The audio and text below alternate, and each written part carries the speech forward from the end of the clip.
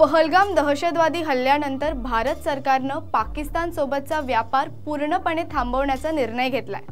23 एप्रिलला पंतप्रधान नरेंद्र मोदी यांच्या अध्यक्षतेखाली झालेल्या बैठकीत सिंधू पाणी वाटप कराराला स्थगिती, पाकिस्तानवर राजनैतिक दबाव, पाकिस्तानी नागरिकांसाठी व्हिसा सवलती स्थगित करणं आणि पाकिस्तानी लष्करी कर्मचाऱ्यांना भारत सोडण्याचा निर्देश देणं यासारखे निर्णय घेत भारताने पाकिस्तानला प्रत्युत्तर दिले। दहशतवादी हल्ल्यानंतर लष्करी सामर्थ्य वापरणं, प्रतिहल्ला करणं या मार्गांपेक्षा पाकिस्तानची आर्थिक कोंडी करून भारत पाकिस्तानला चोख प्रत्युत्तर देऊ शकतो। पाकिस्तानची आर्थिक स्थिती सध्या खूपच कमकुवत आहे। दैनंदिन जीवनासाठी लागणाऱ्या वस्तूही पाकिस्तान भारताकडून आयात करतो। या दोन्ही देशांमधल्या व्यापाराचं प्रमाण पाहता भारत सरकारच्या व्यापार थांबवण्याच्या निर्णयामुळे पाकिस्तानची मोठ्या प्रमाणावर आर्थिक कोंडी होणार आहे। तसंच दैनंदिन वस्तूंचा पुरवठाही खंडित होणार आहे। भारत हा पाकिस्तानकडून कपडे, फळं अशा गोष्टी आयात करतो।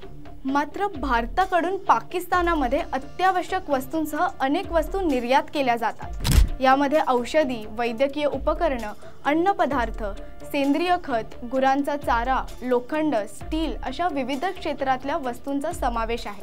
त्यामुळे भारताकडून जर अन्नपदार्थ आणि औषधं पाठवली नाहीत तर पाकिस्तानामध्ये या अत्यावश्यक वस्तूंचा तुटवडा जाणवण्याची शक्यता आहे। याची झळ पाकिस्तानी सरकारसोबत तिथल्या सर्वसामान्य नागरिकांनाही बसणार आहे।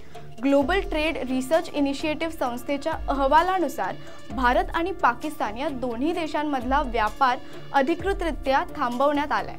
भारतीय मालाला पर्याय म्हणून पाकिस्तान अन्य देशाकडून भारतीय वस्तूंची आयात करू शकतो। मात्र यासाठी त्यांना त्या वस्तूची दुप्पट किंमत मोजावी लागेल। 2019 मध्ये झालेल्या पुलवामा हल्ल्यानंतर या दोन्ही देशांदरम्यानचे व्यापारी संबंध बिघडले होते।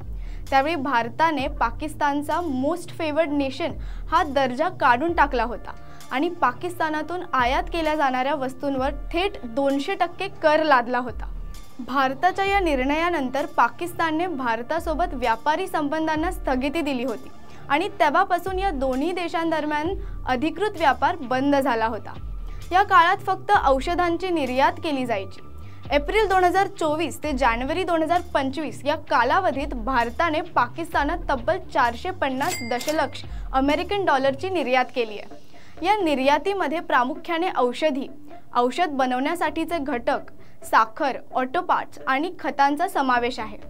या उलट पाकिस्तानातून भारतात फक्त 0.42 दशलक्ष अमेरिकन डॉलर्स किमतीची आयात झाली। यात सुकामेवा आणि औषधी वनस्पतींचा समावेश आहे। या दोन्ही देशांदरम्यानचा व्यापार थांबलेला असला तरीही पाकिस्तान हा UAE आणि सिंगापूर मार्ग भारतीय वस्तूची आयात करत असतो।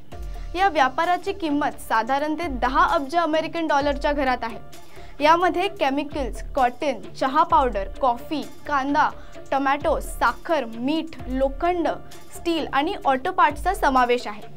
तर भारतही अन्य देशांच्या माध्यमातून पाकिस्तानातून हिमालयन पिंक सॉल्ट आणि सुकामेवा जसं की खजूर, जर्दाळू आणि बदाम याची आयात करतो। पहलगाम दहशतवादी हल्ल्यानंतर दोन्ही देशांमधल्या या व्यापारावर परिणाम होणार आहे। पाकिस्तानमध्ये भारतातून मागवाव्या लागणाऱ्या वस्तूंच्या किमती वाढणार आहेत। तसंच पुरवठा साखळीवरही याचा नकारात्मक परिणाम होण्याची शक्यता तज्ञ वर्तवत आहेत।